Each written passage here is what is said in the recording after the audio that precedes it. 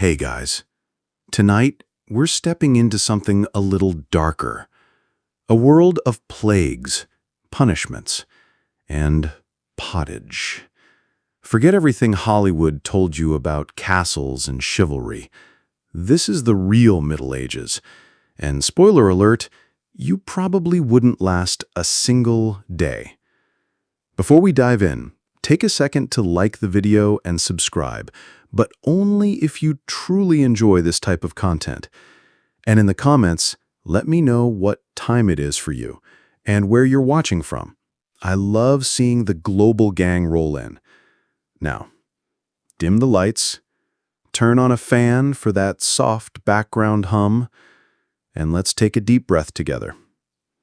Welcome to the year 1325. Scene 1. Waking up in medieval horror. The good news, you're alive. The bad news, so are the fleas. You wake up in your bed, which is basically a half-rotted straw mattress filled with bugs and barn-smelling hay. And when I say bed, I mean a pile of damp misery. No memory foam, no pillows, no Egyptian cotton, just a wool blanket that hasn't been washed since last winter and now weighs about as much as a small cow. As you blink awake, the church bell starts ringing, the medieval version of an alarm clock. It's louder, and somehow even ruder. You're home? A one-room wooden hut with no windows and a charming open floor plan, meaning your entire family, a goat, some chickens, and a few hundred insects, all share the same space. And the smell? A bold blend of stale ale, sweat, mold, livestock, and despair. Scented candles? Not invented. Even if they were, they'd just melt into the dirt floor. You stretch, instantly regret it. The air is freezing, and your 22-year-old joints feel like you're 80.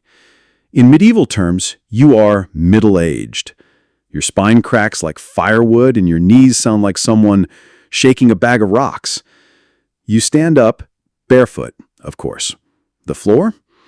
Either wet from last night's rain leaking through the thatched roof, or crusty from something your neighbor's chicken left behind. Either way, your toes are now part of the medieval ecosystem. And privacy? What's that? You, your siblings, parents, and that one cousin who just never left all sleep shoulder to shoulder. No curtains, no bedroom, no me time. Just everyone, always. Welcome to morning in medieval Europe. You're never truly alone, because parasites, rodents, and 8 other humans are always with you. Scene 2. Nature calls.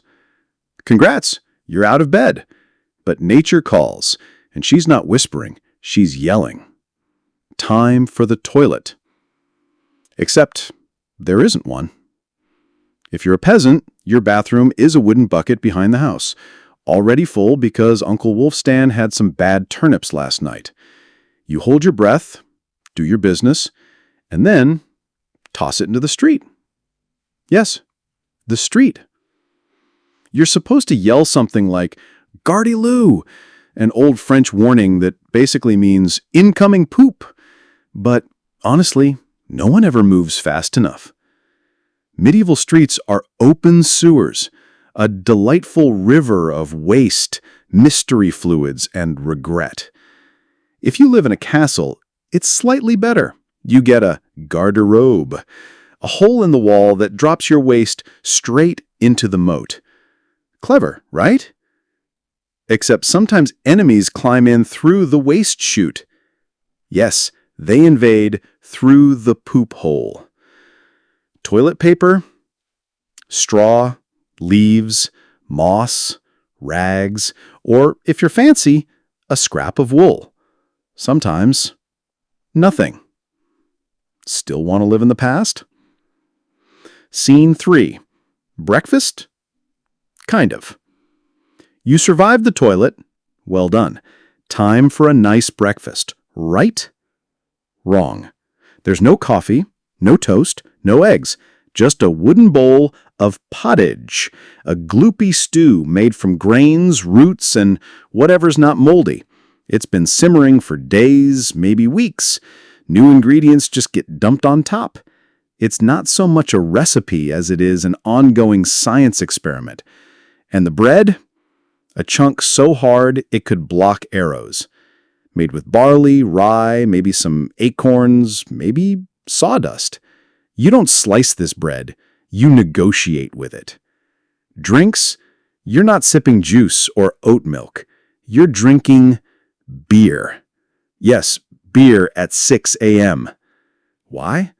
Because the water will kill you. You start your day with a mug of weak ale, low in alcohol, high in survival. Even the kids drink it. Nobody's happy about it, but hey, at least it won't kill you. Probably.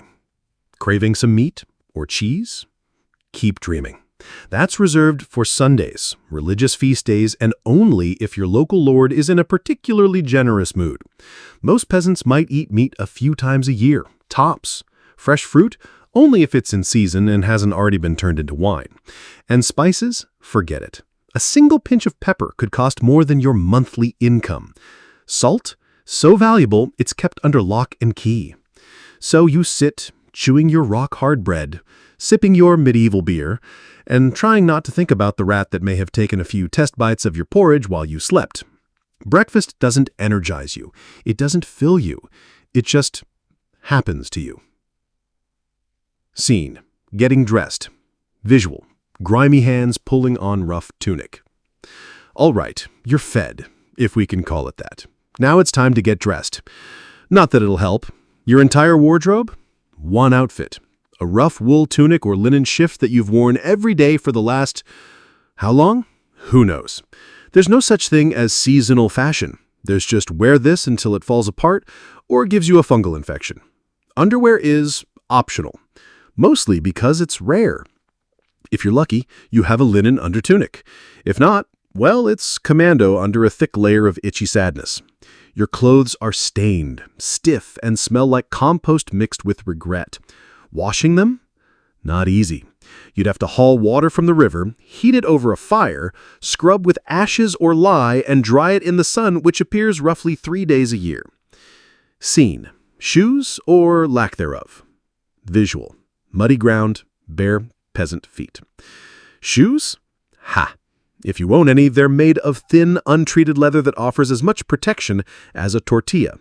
Most peasants walk barefoot, through mud, dung, sharp rocks, and puddles of medieval mystery juice. And now, you itch. Scene: personal hygiene. Visual: close-up of scratching, bugs crawling.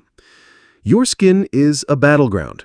Fleas, lice, bedbugs, they live on you, rent-free. And nobody escapes, not even the nobles. You scratch constantly. Your scalp is raw. Your armpits are under siege. And if you get a rash, too bad. There's no cream, no doctor, no idea what a dermatologist even is. Just live with it. If it doesn't get infected, great. That rash is now your emotional support sidekick for the next 6 months. Scene: smile or don't. Visual: close-up of decaying teeth. Now that you're fully dressed in wool and despair, maybe flash a smile. Well, don't. In the Middle Ages, smiling is a dental gamble. There's no toothbrush, no toothpaste, no floss. Oral hygiene is just a vague rumor. Some people chew on sticks, others rinse with vinegar. Most just let nature take its disgusting course. By your mid-20s, your teeth look like you borrowed them from a haunted puppet. Cavities, gum disease, and decay are so common, they're practically personality traits. Toothaches? A medieval constant. They hurt so bad you either pray, drink, or yank it out yourself with metal tongs. And if you're lucky enough to find a professional, it's your local barber surgeon. Yes, the same guy who cuts your hair is also pulling your teeth out by candlelight with no anesthesia. Get an infection? Congratulations, your molar just turned into a funeral. Scene: time to work. Visual: sunrise over muddy fields. Now that your stomach is empty, your teeth are throbbing, and you're wrapped in itchy wool, it's time to start the real fun. Back-breaking labor. Because in the Middle Ages, work isn't a job. It's a survival test you take 6 days a week until something finally kills you. Let's start with winter. There's no insulation, no heating, no weather protection, just thin wooden walls with gaps so wide you could throw a chicken through one and catch it on the other side. Windows covered with cloth, not glass. The fire in your hearth? Cute idea, but firewood is expensive. And gathering it from the forest? Sometimes illegal. Yes, you can be executed for picking up the wrong stick from the wrong lord's land. So you bundle up in your one damp wool tunic, huddle next to the last glowing embers, and still wake up with your nose frozen. Your feet are cold. Always. Your hands feel like tiny frozen breadsticks. Frostbite? Not diagnosed. Just called bad luck. Fast forward to summer. Surely better, right? Wrong. Your home turns into a clay oven. No fans, no breeze, and absolutely no deodorant. You sweat through your one outfit, but taking it off? Scandalous and dangerous. Too much skin means sunburn, bug bites, and social exile. The flies? Endless. Drawn to your unwashed skin and the goat stew you forgot to throw out last week. Mosquitoes buzz like cursed lullabies while you lie awake to the soothing sounds of screaming babies and drunk neighbors. In the fields, the sun cooks you alive. No sunscreen, no hat, unless you make one out of straw in desperation. And the worst part? You still have to work. Heat stroke? That's just taking a bad turn. So winter or summer, you're either freezing, sweating, or itching. Your clothes still suck, your food still sucks, and your job still wants to kill you. Welcome to climate control, medieval style. There is none. Feeling thirsty? Want to splash your face with water? Maybe take a quick bath. Too bad. In the Middle Ages, water is trying to kill you. That clear, bubbling stream near your village looks fresh, but up the hill, someone just dumped a chamber pot into it. If not that, maybe a dead pig. Every sip is a gamble. Bacteria, parasites, disease, a liquid lottery of death. That's why people drank beer, even kids. Small beer. Weak in alcohol, strong in survival. Brewing boiled the water so it was safer than whatever was flowing through the town trench. Wine? Sure. If you're rich and don't plan on functioning until noon. Bathing? Technically possible, practically, never. See, people thought bathing opened your pores and let disease crawl in. So the dirt on your body? Considered protective. That's right. The filth was your armor. Public bathhouses did exist, but over time they turned into hotbeds for gossip, scandal, and, let's just say, extracurriculars. The church was not amused. Many were shut down. Even if you wanted to bathe, haul water from the well, boil it, fill a leaky wooden tub, hope no one else used it first, or worse, after. Rain barrels? Full of bird poop, dead insects, and dreams.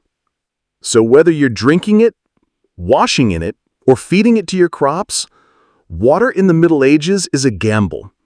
One wrong gulp, and you're sweating in a straw bed, clenching your stomach, and saying goodbye to your internal organs. And let's say you do get sick. You need a doctor? Well, you need a miracle. Medicine in the Middle Ages was basically polite torture with a theology degree. Every illness, from fevers to broken bones to the bubonic plague, was blamed on your four humors being out of balance. That's right, your body was filled with blood, phlegm, yellow bile, black bile. Feeling hot? Too much blood. Solution? Bloodletting. Let's drain your veins with a dull knife or a hungry leech. And guess who's doing it? Your barber. Because why not get a haircut and a hemoglobin extraction in one appointment? Feeling sad or anxious? That's too much black bile. Cure? Laxatives. Or prayers. Maybe a bucket and a long stare into the void. Break a bone? Get an infected wound? Good luck. There's no anesthesia, no antibiotics. Surgery? Done with rusty tools last cleaned during the Crusades. They heat the blades over fire, not for sterilization, but because it just looks more dramatic. So whether you're freezing, baking, itching, infected, or just thirsty, congratulations, you're still alive. Antibiotics? Still centuries away. Germ theory? Not invented yet. Everyone thinks you got sick because the air is bad, or because God is super annoyed at your impure thoughts. Got a stomach ache? That's not indigestion, that's divine punishment. Time to confess your sins between bouts of vomiting. If you get worse, don't worry, there's always more leeches. And if that doesn't work, they'll try crushed beetles, maybe some burnt herbs, and call a priest, just in case you're about to meet your maker. At this point, they're not trying to heal you. They're just prepping you for the only guaranteed cure, death. But if by some miracle you survive, everyone thanks God, the doctor takes credit, and the leech gets promoted. Because in the Middle Ages, medicine isn't about healing. It's about surviving the treatment. Scene. Let's eat, if you dare. You've worked all day, you're covered in dirt and fleas, and now you finally sit down for dinner. Congratulations, your food might kill you too. Let's start with preservation. There's no fridge, no freezer, just salt, smoke, and wishful thinking.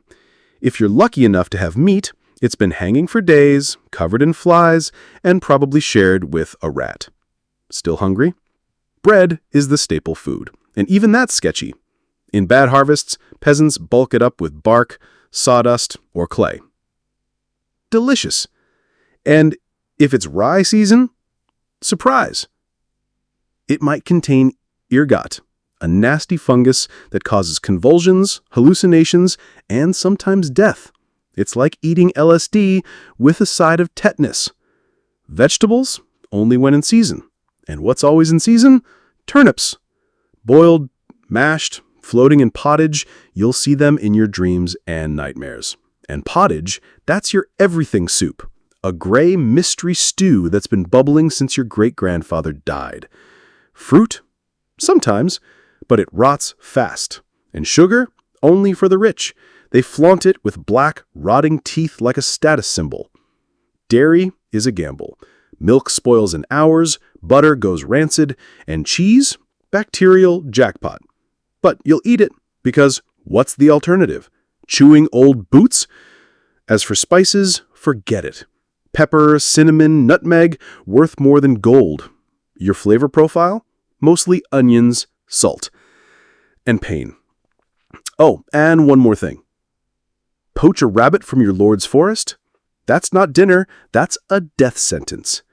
So as you sit down with your questionable stew beside your smoking fire pit, remember, in the Middle Ages, food doesn't nourish you, it challenges you. Scene: faith, fire, and fear. The sun's gone down, you're tired, you survived another day. But don't relax, because God is watching, and so is the priest, and so is your neighbor Agnes, who lives to rat you out. In medieval Europe, religion isn't just part of life, it is life.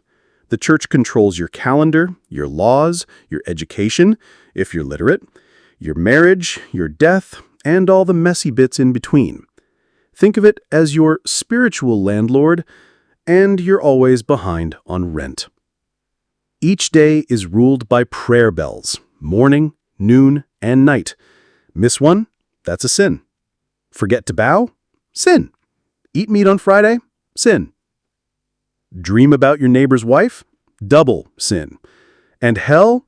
Oh, it's very real. The priests describe it with too much enthusiasm. Rivers of fire, boiling blood, screaming souls, and demons with creative torture hobbies. Reading the Bible yourself? Nice try. It's in Latin, a language reserved for monks, clergy, and that one rich kid who's never seen a shovel. So you rely on the priest to interpret everything. If he says your failed crop is because you didn't kneel hard enough, start kneeling. Tithes are non-negotiable. 1/10 of everything you own goes to the church. Wheat? Give it. Eggs? Fork 'em over. Have nothing?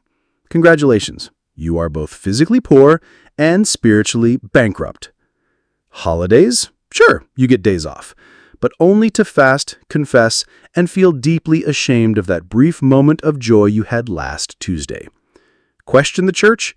Enjoy being flogged, drowned, or burned, sometimes all three. So you chant, you bow, you obey, hoping that after a lifetime of dirt and suffering, you'll end up in paradise. But just to be clear, God may be merciful, but the church isn't. Scene: being a woman, hard mode unlocked. Think being a medieval peasant is hard? Now try it as a woman. All the dirt, disease, and danger, plus childbirth, no rights, and being treated like furniture.